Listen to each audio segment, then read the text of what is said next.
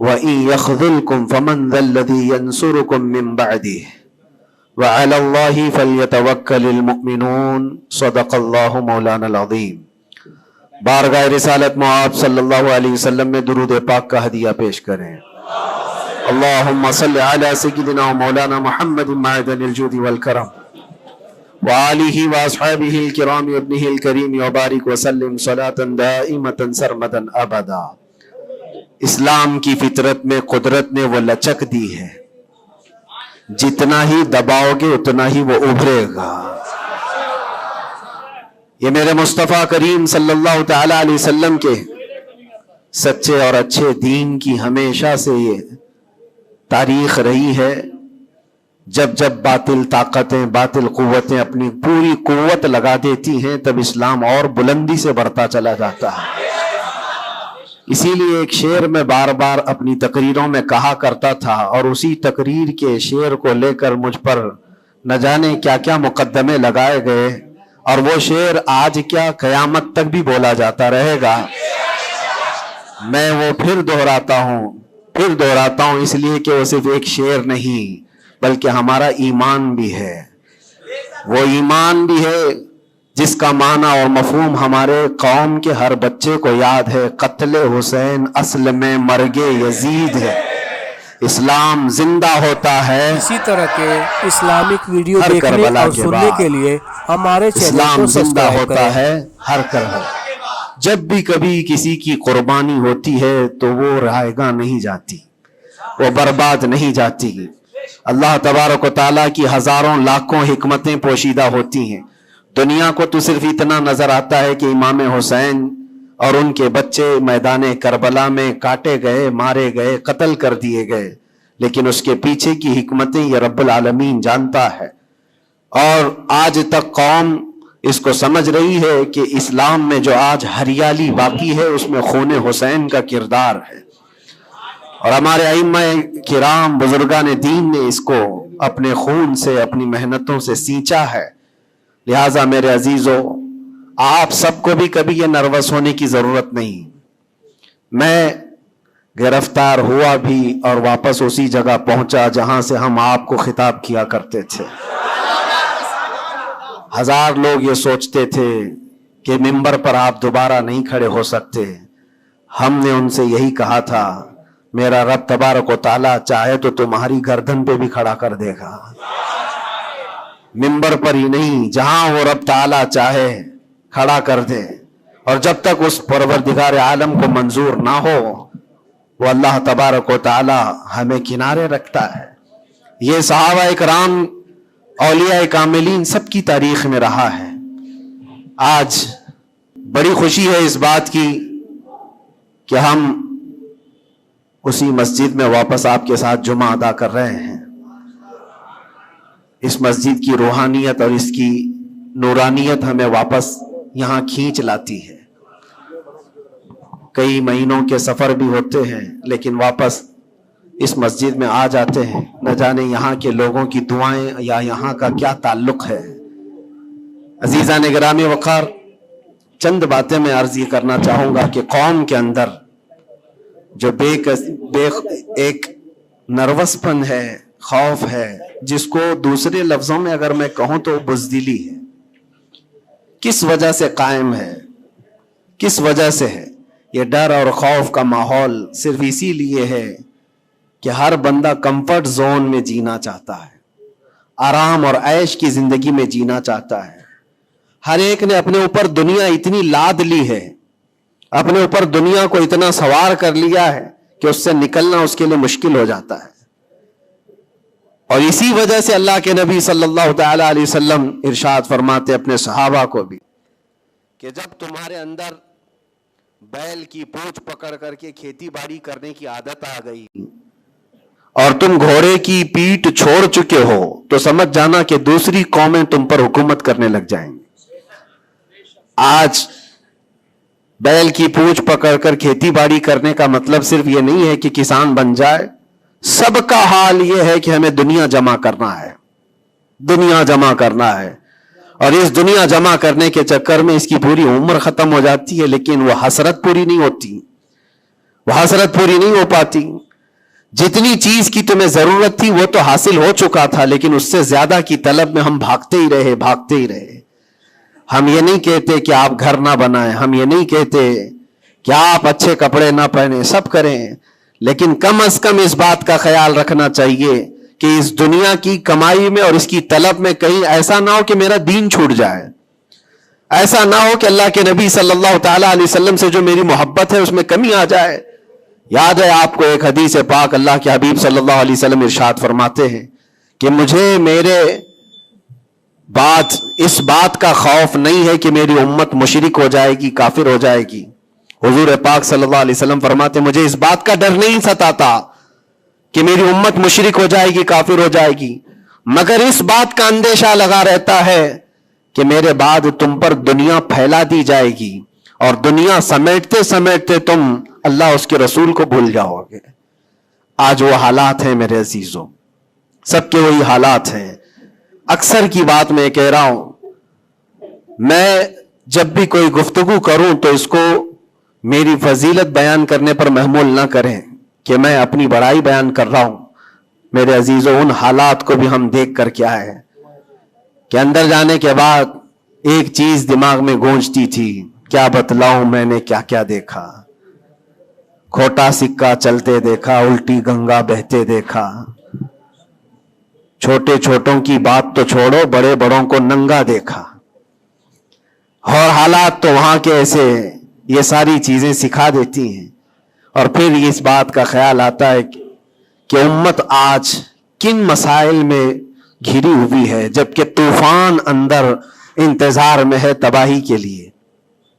ہم جن مسائل میں گھرے ہوئے ہیں اس کو دیکھ کر کے پھر ڈر لگتا ہے. اسی طرح علماء کے مسائل، پیران اعظام کے مسائل، ہمارے چینل کو جماعتوں کے مسائل، چھوٹی چھوٹی باتوں پر ہم کورٹ کچہری کے چکر کاٹتے رہتے ہیں. مسجدوں کے مسائل، لیکن جبکہ دشمن نے کہاں سے کہاں تک تمہارے لیے منصوبے بنائے ہیں. حیرت ہوتی ہے میرے عزیزوں. پھر وہ محاورہ ہے یا تاریخ ہے مجھے پتہ نہیں، لیکن ایک بات لگتی ہے کہ بغداد پر ہلاکو جب حملہ کرنے آیا تھا تو اس وقت سنا کہ علماء چھوٹی چھوٹی چیزوں میں بحث مباحثے میں مبتلا تھے، جبکہ قوم کو انہیں اس بات کے لیے تیار رکھنا چاہیے تھا کہ ایک ظالم قوم تم پر حملہ آور ہے، اس کے مقابلے کے لیے کھڑے رہو. آج میں یہی کہنا چاہتا ہوں میرے عزیزوں، چھوٹے مسائل کو درکنار ایک جگہ رکھو. امت مصطفیٰ آج جس قسم پرسی کی حالت میں ہے، جب نبی پاک صلی اللہ تعالی علیہ وسلم کی عزت پر حملے ہیں تو پھر تمہاری عزت کہاں خاک میں رہنے والی ہے؟ ہماری اپنی عزت کی بچانے کی کیا فکر کرنی ہے آپ کو؟ پوری دنیا کا حال یہ ہے. پہلے تو ایک مسلمان کی بات میں آپ کو بتاؤں، فرانس جیسا پاورفل ملک، بہت ہی مضبوط کنٹری، 100 سال پہلے کی بات بتا رہا ہوں، نبی پاک صلی اللہ تعالی علیہ وسلم کی شان میں وہ کوئی گھناؤنی یا گستاخانہ انداز کی فلم ریلیز کرنا چاہتے تھے، یا پھر کسی طرح سے مذاق مسخرے والے کام کے ذریعے سے میرے آقا صلی اللہ علیہ وسلم کو نشانہ بنانا چاہتے تھے، اور اس بات کو وہ اپنی آزادی رائے اور اپنی خیال کی آزادی کو بتاتے ہیں. اس زمانے میں سلطان عبد الحمید تھے اور ترکی کے وہ آخری خلیفہ سلطان عبد الحمید. صرف انہوں نے ایک اسٹیٹمنٹ دیا تھا فرانس کو کہ باز آ جاؤ یہ تمام چیزیں کرنے سے، ورنہ پوری دنیا لا کر میں تمہارے سر پہ پھوڑ دوں گا. صرف اتنا جملہ تھا. میرے عزیزو، آج تک وہ نہ فلم ریلیز ہوئی اور نہ ہی فرانس اس چیز پر آیا. لیکن اب تو حالات بدل گئے. اب تو حالات ایسے بدلے کہ ہزاروں نہیں، لاکھوں نہیں، کروڑوں کی تعداد میں ہم موجود ہیں. اور پھر اسلامی ممالک کے نام پر پوری دنیا میں کتنے ملک ہیں؟ 57 ممالک اسلامی کہلاتے ہیں. لیکن کس کو فکر ہے میرے مصطفیٰ کریم صلی اللہ تعالی علیہ وسلم کی عزت پر جب حملے ہوتے ہیں؟ اور یہ تمام حالات جب اپنا درد کا میں اظہار کرتا ہوں تو پھر لوگوں کو یہ لگتا ہے کہ یہ بھڑکاتے ہیں، اکساتے ہیں. میرے عزیزو، میں چاہتا ہوں کہ قوم اصل مسائل کو سمجھے. جو اصل مسائل ہیں ان کو سمجھو، فرض کو دیکھو، نفل کی طرف نہیں. پہلے تم پر جو فرض ہے اس کے لیے کھڑے ہو جاؤ. آج قوم کی بکھراؤ کو بھی دیکھتا ہوں تو ایک حدیث پاک میں آپ کے سامنے رکھتا ہوں. اللہ کے نبی صلی اللہ علیہ وسلم سے پوچھا گیا دین کیا ہے؟ میرے آقا صلی اللہ علیہ وسلم فرماتے ہیں الدین النصیحہ، دین خیر خواہی کرنے کا نام ہے، ہر ایک کے ساتھ اچھا برتاؤ. پھر پوچھا قلنا لمن یا رسول اللہ صلی اللہ علیہ وسلم، اے اللہ کے رسول کس کے لیے خیر خواہی کرنے کا نام دین ہے؟ اللہ کے رسول صلی اللہ علیہ وسلم فرماتے ہیں للہ ولکتابہ ولرسولہ وللائمۃ المسلمین وعامتہم، اللہ کے لیے، اس کی کتاب کے لیے، اس کے رسولوں کے لیے، اور مسلمانوں کے جو امام ہیں یا ان کے حاکم ہیں، ان کے لیڈر ہیں، ان کے لیے، اور تمام مسلمانوں کے لیے اچھائی کا ارادہ کرنا، بھلائی کا ارادہ کرنا، اسی کا نام دین ہے. دین کو اللہ کے نبی صلی اللہ تعالی علیہ وسلم نے ان تمام چیزوں کے ساتھ لگا کر کے آپ کو بیان فرمایا. اور آج میں اس میں سے ایک ٹکڑا ہی اگر بیان کروں کہ الدین النصیحہ لائمۃ المسلمین وعامتہم، مسلمانوں کے امام، مسلمانوں کے جو لیڈر ہیں ان کے لیے اور عام مسلمانوں کے لیے خیر خواہی کرنے کا نام دین ہے. اور آج میرے عزیزو اس بات کی بہت زیادہ ضرورت ہے، بہت زیادہ ضرورت ہے. اجتماعی طور پر سب دیکھیں کہ ہمارا مفاد کس میں ہے، امت کا کام کس میں ہو سکتا ہے. اور ایک حدیث میرے آقا صلی اللہ علیہ وسلم فرماتے ہیں من اصبح ولم یہتم، حضور اکرم صلی اللہ علیہ وسلم فرماتے ہیں من لم یہتم بامرنا فلیس منا، جو اس حال میں صبح کیا کہ میری امت کا خیال نہیں کیا، حضور فرماتے وہ ہم میں سے نہیں ہے، وہ ہم میں سے نہیں ہے. کتنی صبح ایسی ہوتی ہیں جو تم صبح اٹھ کر کے سوچتے ہو کہ امت کا کیا ہونا ہے.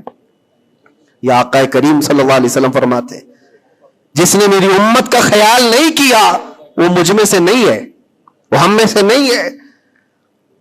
عزیزان گرامی وقار، ہر ایک کو ایک درد ستاتا ہے کہ کل کیا کھاؤں گا، کل کیا پہنوں گا، میرا گھر کیسے بنے گا، میری جاب کیسے لگے گی. لیکن ان غربائے امت کے لیے کون سوچتا ہے جو کاٹے جا رہے ہیں، مارے جا رہے ہیں، جن کے گھر اجاڑے جا رہے ہیں، ان کے بارے میں کبھی دل کے اندر نرمی آتی ہے؟ اگر تمام مسلمانوں کے دلوں کے اندر یہ نرمی اور یہ رحم ہوتا تو میرے عزیزو حالات ایسے نہیں ہوتے تھے، حالات ایسے نہیں ہوتے. صحابہ اکرام میں سے ایک مثال میں آپ کو بتا دوں کہ ہمارا دین آج جس کو ہم لے کر کے چل رہے ہیں کتنا بکھر گیا. سچ کہا تھا حالی نے کہ اے خاصان رسول وقت دعا ہے، امت پہ تیرے وقت عجب آ کے پڑا ہے. جو دین نکلا تھا بڑی شان سے اپنے وطن سے، آج وہ پردیس میں غریب الغربا ہے.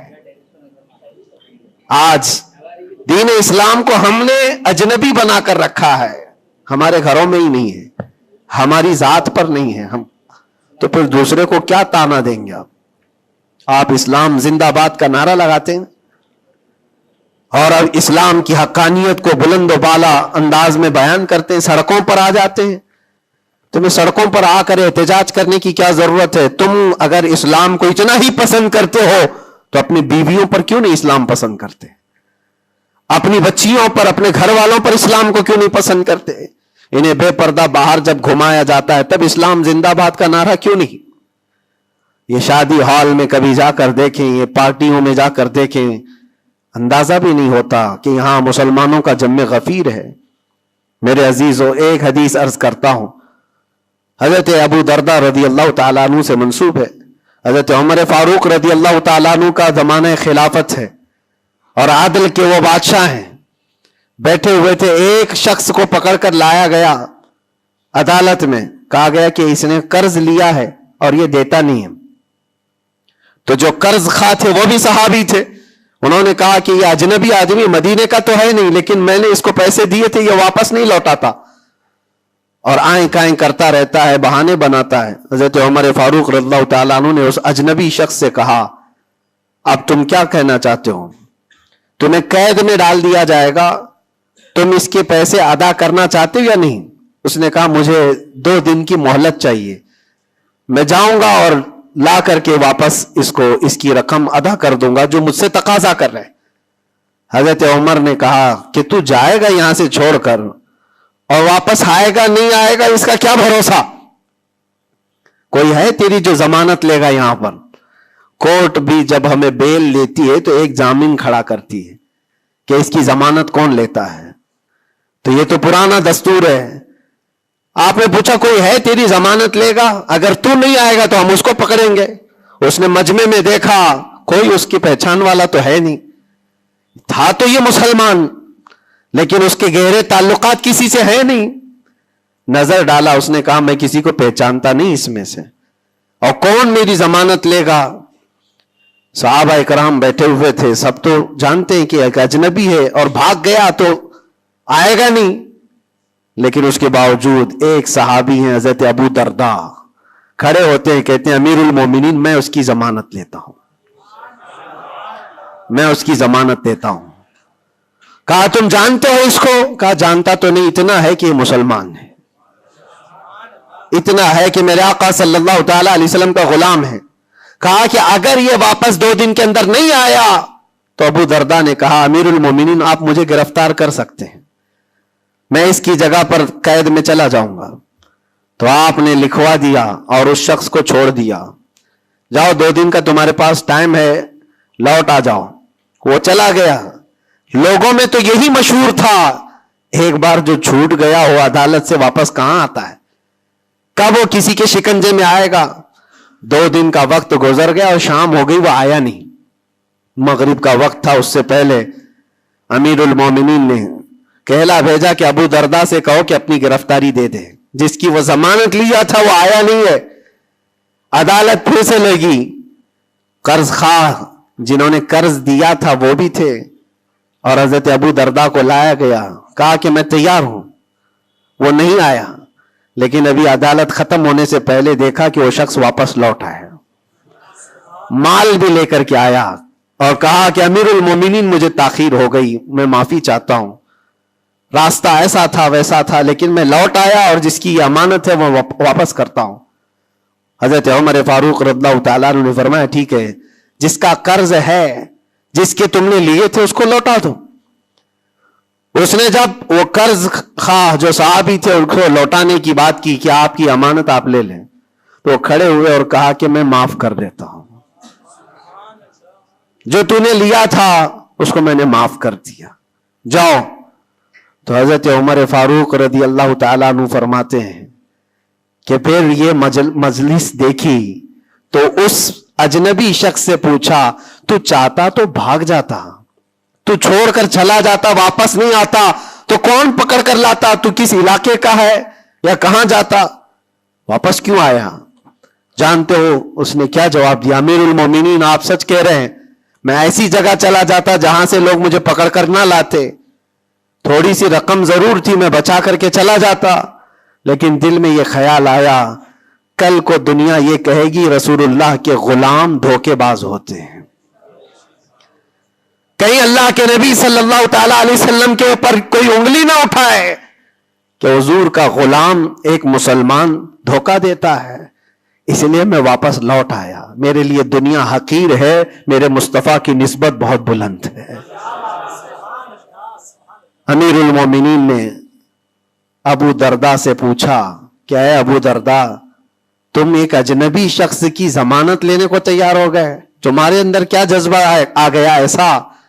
ابو درداء نے کہا امیر المومنین میں نے دیکھا یہاں پر حالات ایسے کہ اس کو پہچاننے والا کوئی نہیں, اور اگر ہم میں سے کوئی بھی نہیں اٹھتا تو یہ شخص اور اس کے بعد آنے والی قوم یہ کہتی حضور پاک صلی اللہ علیہ وسلم کے غلاموں میں مدد کرنے کا جذبہ ختم ہو گیا ہے, نبی پاک صلی اللہ تعالی علیہ وسلم کے غلاموں میں مدد کرنے کا جذبہ چلا گیا. کوئی اگر یہ تانا مارتا, اسی لیے میں کھڑا ہو گیا. زیادہ سے زیادہ کیا ہوتا کہ میں قید میں چلا جاتا, لیکن میرے نبی کی ذات پر کوئی انگلی تو نہیں اٹھا سکتا. حضرت امیر المومنین نے اس صحابی سے پوچھا تم نے قرضہ معاف کیوں کر دیا؟ اور عدالت میں مقدمہ کیا تھا, معاف کرنا تھا تو پہلے کر دیتے. آپ نے کہا کہ میں اس کو پہلے پہچانتا نہیں تھا, لیکن یہ جب 2 دن کا موقع لے کر گیا بھی اور واپس لوٹ آیا بھی تو امیر المومنین میرا تو یہ حق بنتا ہے کہ میں اس مسلمان کا قرض معاف کر دوں، اس لیے کہ میرے دل میں بھی یہ خیال آیا کہ اگر میں معاف نہ کرتا تو کل کو دنیا یہ کہتی کہ رسول اللہ کے غلاموں میں معاف کرنے کا جذبہ بھی چلا گیا۔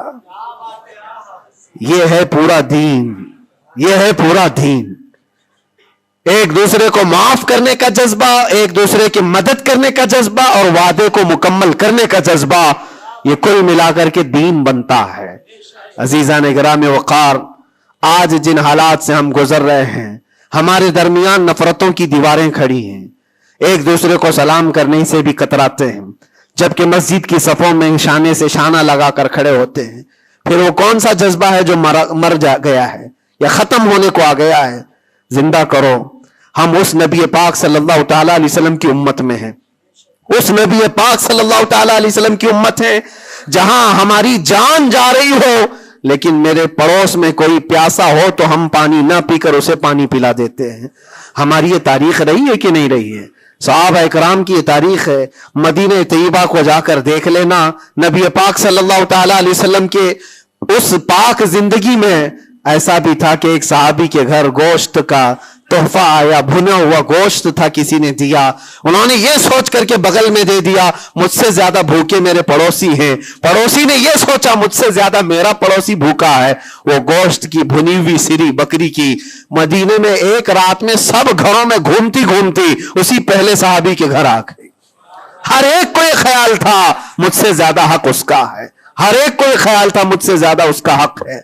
عزیزان گرامی وقار، آج جو حالات ہیں وہ بہت بدلے ہوئے لگتے ہیں، بہت بدلے ہوئے لگتے ہیں کہ ہر ایک کو یہ لگتا ہے سب سے زیادہ حقدار میں ہوں، مجھ پر ہی رحم ہونا چاہیے، میری مدد ہونی چاہیے، دوسرے کی ہو یا نہ ہو۔ یہ تمام باتیں صرف اس لیے کہہ رہا ہوں کہ ائمۃ المسلمین اور عامتہم جو حدیث پاک میں آیا ہے، مسلمانوں کے امام، مسلمانوں کے لیڈر، ان کے بارے میں خیر خواہی کرنا یہ بھی دین ہے۔ اور آج تو جن حالات کو دیکھ رہے ہیں ہم، الیکشن کا ماحول ہے، ہر ایک کی نظر لوگوں کے صرف ووٹ پر لگی ہوئی ہے، اور پھر اس کے بعد پتہ نہیں 5 سال تک تو ڈھونڈتے رہو، پتہ بھی نہیں ملتا۔ لیکن ان حالات میں مسلمانوں کو یہ چاہیے کہ وہ اپنے حق رائے دہی کا پورا استعمال کریں۔ تمہارے کچھ حقوق ہوتے ہیں، تمہارے بھی کچھ مطالبے ہونے چاہیے۔ ہر قوم آج ووٹ دینے سے پہلے اپنے مطالبے رکھتی ہے کہ ہمارے محلہ بڑا خستہ حال ہے، اس کی گٹر بنا دو، اس کے فلاں کر دو، بجلی پانی صحیح کر دو۔ یہ ضروریات زندگی کے مطالبے تو رکھتی ہی ہے، مسلمانوں کے مطالبے کہاں چلے گئے؟ ہمارے حقوق کے بارے میں کبھی بات کیوں نہیں رکھی جاتی؟ اسی لیے میرے عزیزو، میرا مشن تو صرف اتنا ہے، ہمارا لیڈر وہی ہے جو ناموس رسالت کے لیے کھڑا رہتا ہے۔ ہم اس کو لیڈر بھی مانتے ہیں جو میرے آقا صلی اللہ تعالی علیہ وسلم کی عزت کے لیے کھڑا رہے، اس لیے کہ میرے عزیزو ہمارا پورا ایمان یہی ہے، ہمارا پورا ایمان یہی ہے۔ اور آپ کو پتا ہے محمد کی محبت دین حق کی شرط اول ہے، اسی میں ہو اگر خامی تو سب کچھ نامکمل ہے۔ اور اگر تم نبی پاک صلی اللہ تعالی علیہ وسلم کی محبت اور ان کی عظمت کے لیے کھڑے ہو گئے تو دنیا یوں ہی سنور جائے گی۔ آپ کو پتا ہے ڈاکٹر اقبال نے کیا ایک بہت پیارا حل دیا تھا ہمیں، بہت پیارا حل ہے۔ مسائل تو بہت ہیں، ہم بھی چاہتے ہیں ہمارے لیڈروں کے پاس رکھیں، ہماری ایجوکیشن کے مسائل ہیں، ہمارے گھر بار کے، ڈرینیج کے، روڈ کے، لائٹ کے، پانی کے، بہت سارے مسائل ہیں۔ اس کے علاوہ غربت کے مسائل، جاب لیس نوجوانوں کے مسائل، بہت ساری چیزیں، کیا کیا مسئلے رکھے۔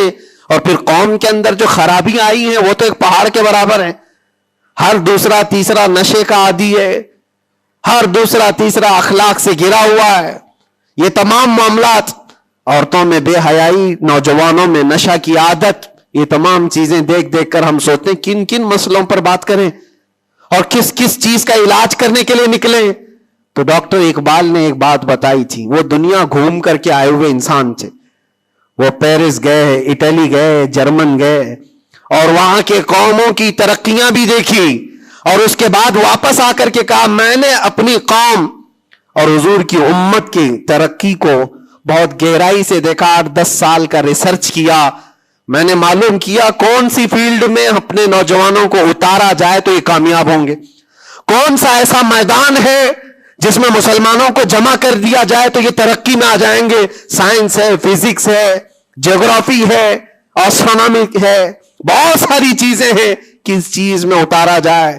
تو ڈاکٹر اقبال کہتے ہیں میں نے بہت غور و فکر کیا، آخر کار اس نتیجے پر پہنچا کہ اس امت کی کامیابی کا صرف ایک ہی نقطہ ہے، ایک ہی راز ہے کہ محمد سے وفا تو نے، تو ہم تیرے ہیں، یہ جہاں چیز ہے کیا لوح و قلم تیرے ہیں، لوح و قلم تیرے ہیں، ہر مسئلے کا حل اس بات پر ہے۔ اسی لیے میں فوکس کرتا ہوں میرے عزیزو، نبی پاک صلی اللہ تعالی علیہ وسلم کی عزت کی حفاظت کے لیے جو کھڑا ہوتا ہے اللہ تعالیٰ اس کے سارے مسائل کو یوں حل کر دیتا ہے۔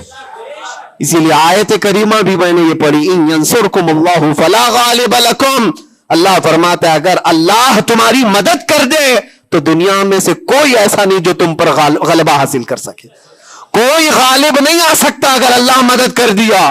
وَإِن يَخْذُلْكُمْ فَمَنْ ذَا الَّذِي يَنْصُرُكُمْ مِنْ بَعْدِهِ، اللہ فرماتا اور اگر اللہ گرا دے تو دنیا کی کوئی طاقت تمہاری مدد نہیں کر سکتی، کوئی طاقت مدد نہیں کر سکتی۔ ایک بات، بہت ساری چیزیں ہم نے سیکھی ہیں، جیل کے اندر کے حالات انشاءاللہ کبھی طویل داستان پوری میں بیان کروں گا، لیکن ایک بندے کو دیکھا تھا، اس کے گھر والے بھی چھوڑ چکے سب، اس کو چھوٹا سا ایک کیس ہے لیکن جیل کے اندر اس کی ضمانت ہوتی نہیں، گھر والے کرانا چاہے تو ہو جائے 4 دن 5 دن میں، لیکن کوئی چاہتا نہیں، تھوڑا سا مانسک سنتولن بگڑتا چلا گیا، دماغی توازن کھونے لگا۔ ہوتا کیا تھا سنو، وہ ایک نارمل نوجوان تھا اور مہینہ گزر جاتا کوئی ملاقات کے لیے بھی نہیں آتا گھر والا، تو جیل میں ہنگامہ کرنے لگ جاتا، مار توڑ اور پھر نہ جانے کیسی کیسی حرکتیں، تو جیلر پریشان ہو کر کے اس کے گھر فون لگاتا، اس کے باپ کو کہتا کہ بھائی تم اپنے بیٹے سے ایک بار ملنے تو آ جاؤ، وہ ہنگامہ کر کے رکھا ہے، کبھی ملاقات بھی نہیں لیتے ہو۔ اس کا باپ آیا، آ کر کے ملاقات لیا اور بیٹے نے پوچھا کہ کب چھوٹ رہا ہوں میں، کب نکلوں گا میں؟ کہا بیٹا اس منڈے کو جو ہے تمہاری ضمانت ہو جائے گی، یہ منڈے کو رکھا ہے ہو جائے گی۔ کہا اچھا ٹھیک ہے۔ اتنا خوشی خوشی سب قیدیوں سے ملنے کے لیے آتا بیرک میں، اے منڈے تو میرا ہو گیا، میں جا رہا ہوں، میرے باپ نے کہا ہے۔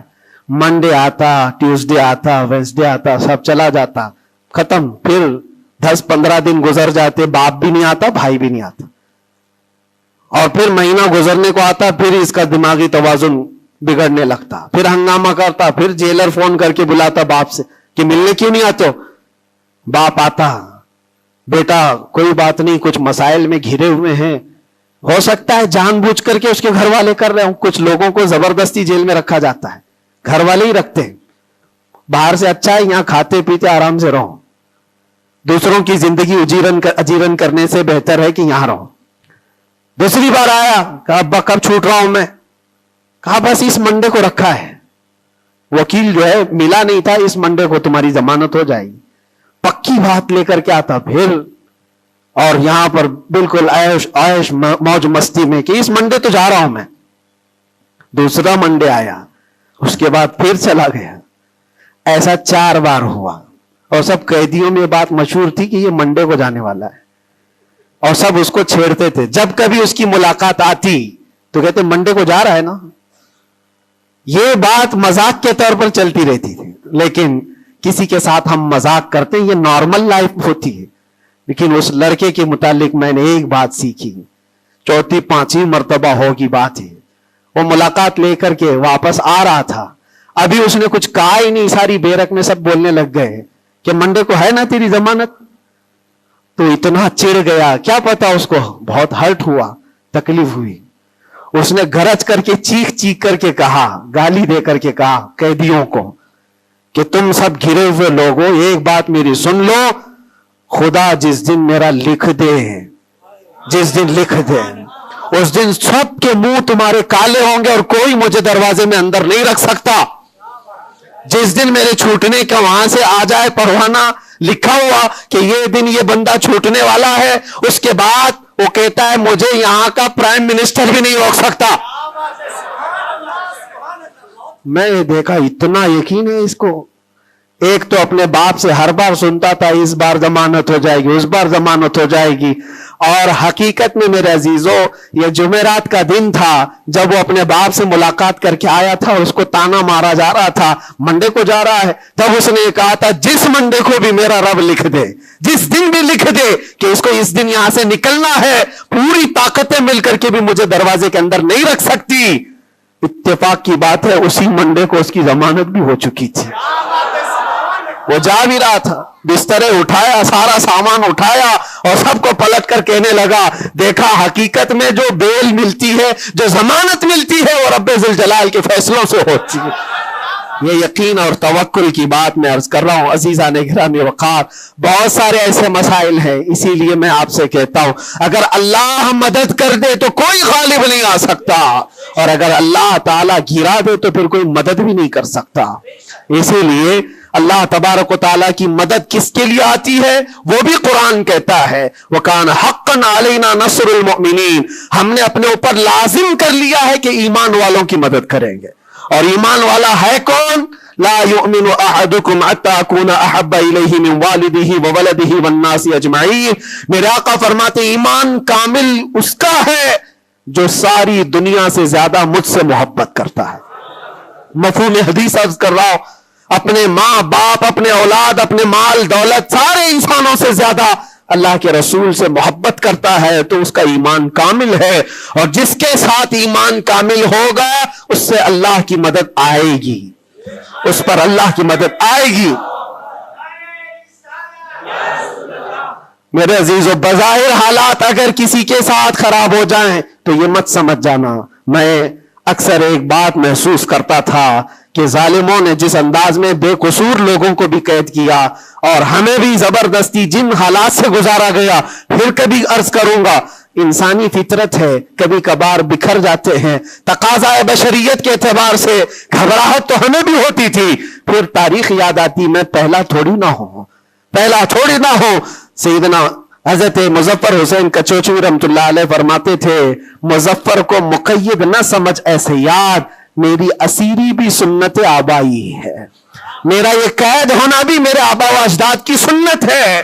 بزرگان دین گئے ہیں اور جیلوں میں رہے اور واپس نکلے, لیکن ایک بات ہمیشہ یاد رکھو, اسلام زندہ ہوتا ہے, بس قربانیاں رائگاں نہیں جاتی, ضائع نہیں ہوتی. اللہ تعالیٰ کی مدد جس کے ساتھ ہے تو بظاہر حالات میں ایسا ہوگا.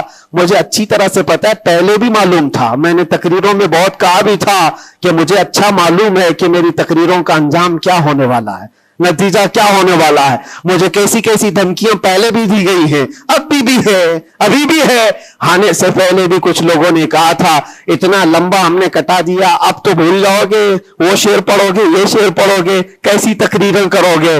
ہم نے کہا میرے عزیزو آپ کیا سمجھتے ہو, مچھلی کے تیرنا ختم ہو سکتا ہے, پرندے کا اڑنا ختم ہو سکتا ہے, شیر کا شکار کرنا ختم ہو سکتا ہے, وہ تو جانور ہے, ان کی فطرت نہیں ختم ہوتی. میں غلام مصطفیٰ ہوں, میری فطرت کیا ختم ہوگی.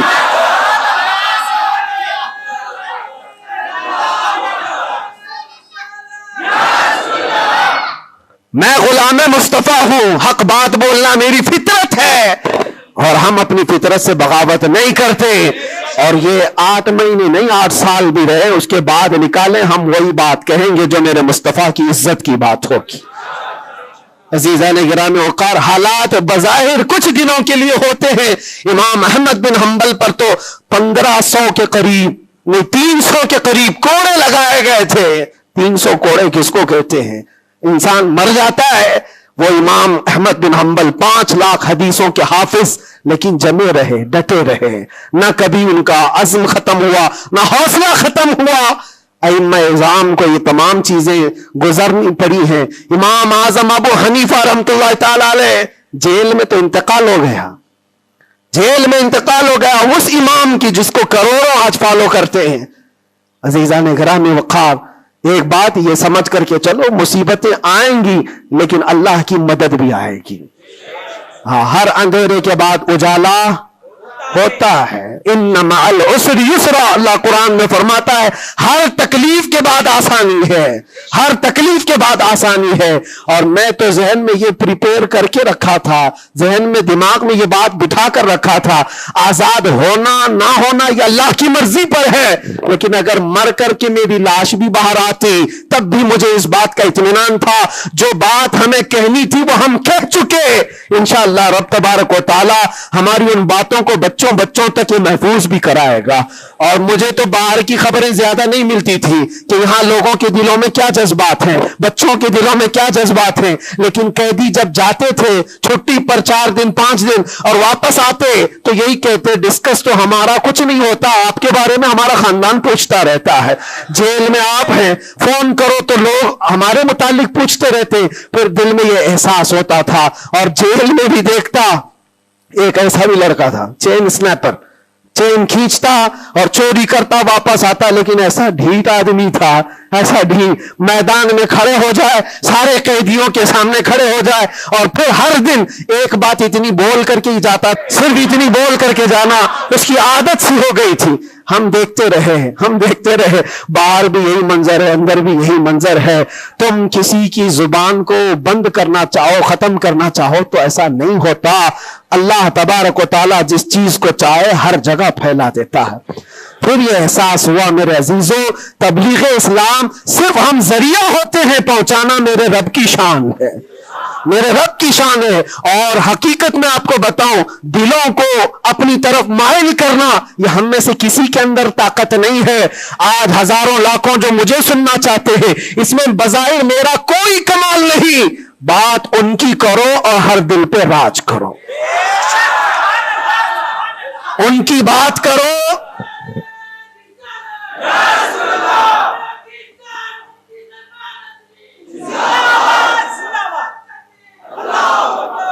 اسی لیے آج کے حالات میں آخری باتیں عرض کر رہا ہوں، میں معذرت چاہتا ہوں آج تھوڑا سا وقت زیادہ ہوا ہے، اس لیے کہ یہ ہماری مسجد ہے اور ہمارے اوپر کوئی یہاں پابندی نہیں ہے.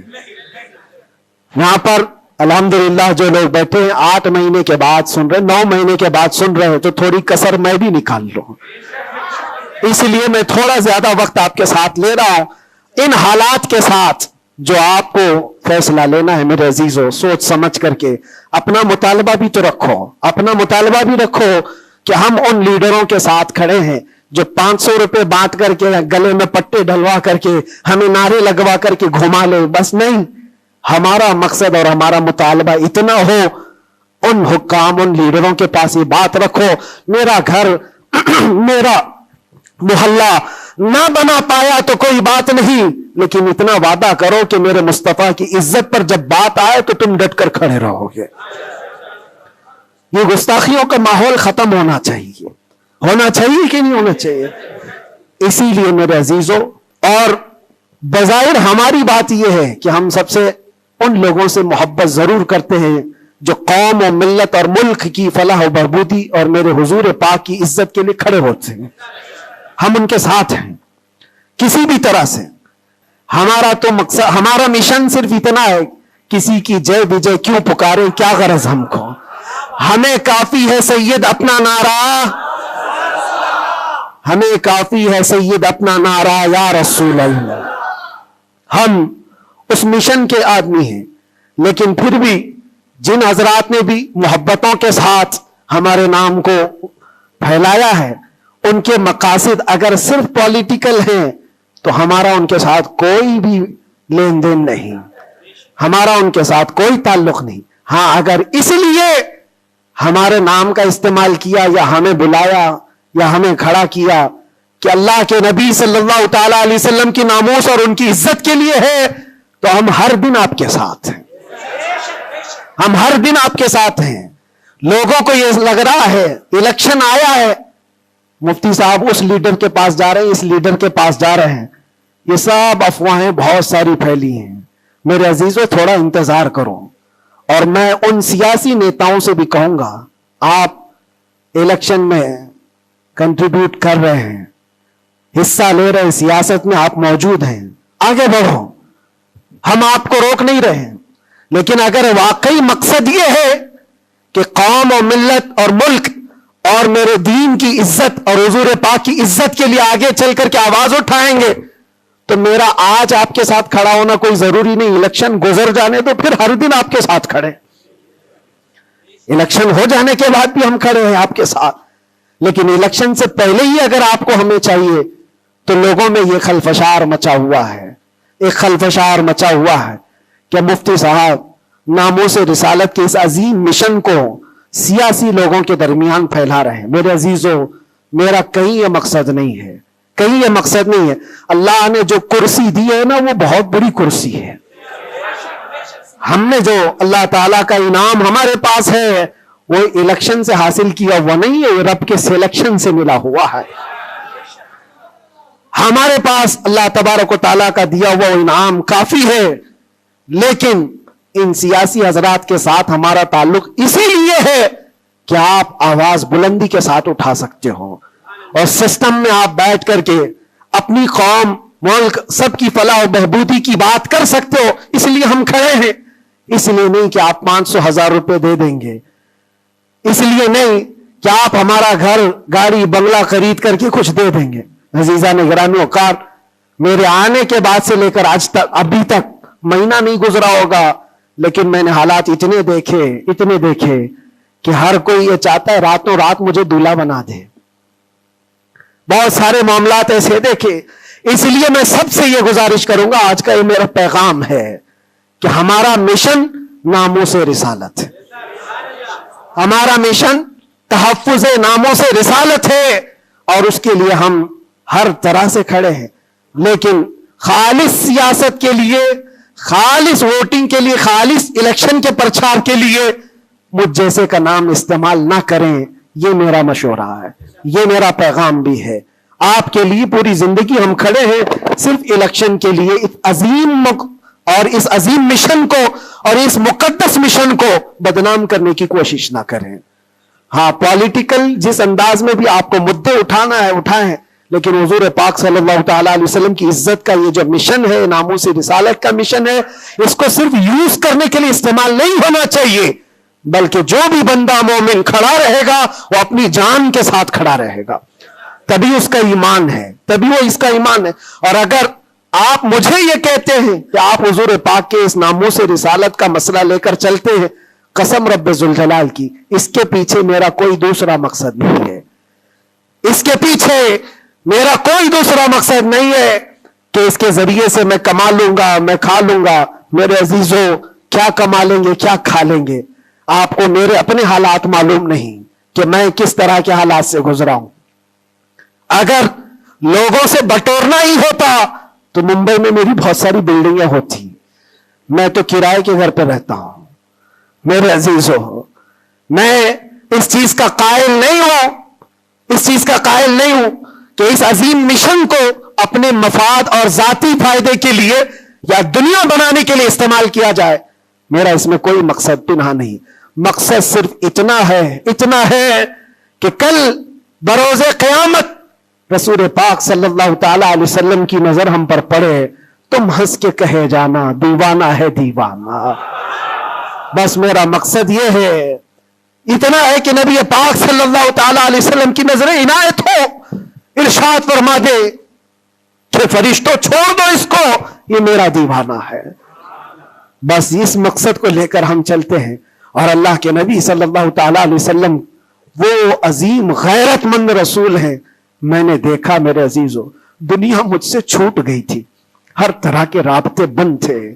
میں گھر سے بھی بات نہیں کر سکتا, بچوں سے بھی بات نہیں کر سکتا تھا. مجھے اندھیری کوٹھری میں رکھا گیا تھا جہاں سے آسمان بھی نظر نہ آئے. کئی دن گزرتے رہے, لیکن قسم ہے اللہ رب العزت کی, اس کے ذات کی, اس رسول پاک صلی اللہ علیہ وسلم سے جس سے ہم محبت کرتے تھے, انہوں نے ہمیں تنہا نہیں چھوڑا. میرے مصطفیٰ نے تنہا نہیں چھوڑا. ہم نے جو وہاں دیکھا ہے وہ بیان سے بھی باہر ہے. کسی دن نہ پھسلنے دیا, کسی دن نہ بہکنے دیا, کسی دن نہ ٹوٹنے دیا. جس طرح مضبوطی کے ساتھ کھڑے تھے باہر اسی طرح کھڑے رہے. ورنہ تنہا رہتے وہاں پر آدمی ڈپریشن کے شکار میں پاگل ہو جاتے. پاگلوں کا پورا ایک یاد بنا ہوا ہے. لوگ اپنے ذہنی دن اور توازن کھو چکے ہیں، پیشاب پخانے ان کے کپڑوں میں ہونے لگتے ہیں۔ پاگلوں کا یاد ہے لیکن ان کو حکومت چھوڑتی نہیں ہے، جو جیل میں پاگل ہو گئے ان کے لیے بھی ایک یاد ہے۔ ایسے کتنے لوگ ہیں ان کو دیکھ کر گھبراہٹ تو ہوتی تھی، لیکن پھر تنہائی میں جب میرے مصطفیٰ کریم صلی اللہ علیہ وسلم کو یاد کرتے ہیں تو پھر وہ اپنے چہرے جمال جہاں آرا سے جو مشرف کرتے، جو انعامات دیتے تھے، وہ میرے لیے کافی ہے۔ اس کے بعد پھر کسی چیز کی حاجت نہیں ہوتی تھی، پھر وہ صحابہ کی بات یاد آتی تھی، وہ صحابہ کی بات یاد آتی۔ ایک خاتون مدینے کی جنگ احد میں جن کے باپ شہید ہو گئے، جن کا بھائی شہید ہوا، جن کا شوہر شہید ہوا، بیٹا بھی شہید ہوا، ایک جنگ میں 4 لوگ شہید ہوئے، وہ عورت کہتی ہے مجھے ایک بار رسول اللہ کو دکھا تو دو، میرے آقا سلامت ہے یا نہیں؟ وہ کہتے ہیں صحابہ کہ ہاں وہ سلامت ہے۔ وہ خاتون میرے مصطفیٰ کے چہرے کو دیکھتی ہے اور اس کے بعد کہتی ہے کل مصیبت بعدک جلل یا رسول اللہ، اے اللہ کے رسول آپ کے ہوتے ہوئے ہر مصیبت حل کی ہے، آپ اگر سلامت ہیں تو ہر مصیبت چھوٹی ہے۔ اسی لیے ان کا یہ نعرہ تھا صحابہ کا، ہر ستم ہر ظلم گوارا ہے، ہر ستم ہر ظلم گوارا ہے یا رسول اللہ، بس ایک بار تو کہہ دے کہ تو ہمارا ہے، ایک بار تم کہہ دو کہ تو ہمارا ہے، ہر ستم ہر ظلم ہمیں گوارا ہے۔ اللہ کریم ہم سب کو حضور پاک کی محبت میں جینے مرنے کی توفیق عطا فرمائے۔ اللہ کریم ہمیں آخری سانس تک اس مشن پر قائم و دائم رکھے۔ ظالموں کے ظلم سے، کافروں کے کفر سے، مشرکین کے شرک سے اللہ ہماری حفاظت فرمائے، اور ہم سب کو مولا توکل اور یقین کی دولت عطا فرمائے، اور آج کے حالات کے اعتبار سے مولا تعالی ہمیں صحیح طریقے کے حکام نصیب فرمائے، اور شریر حاکموں سے اللہ ہم سب کی حفاظت فرمائے۔ وآخر دعوانا الحمدللہ رب العالمین۔ السلام علیکم ورحمۃ اللہ وبرکاتہ۔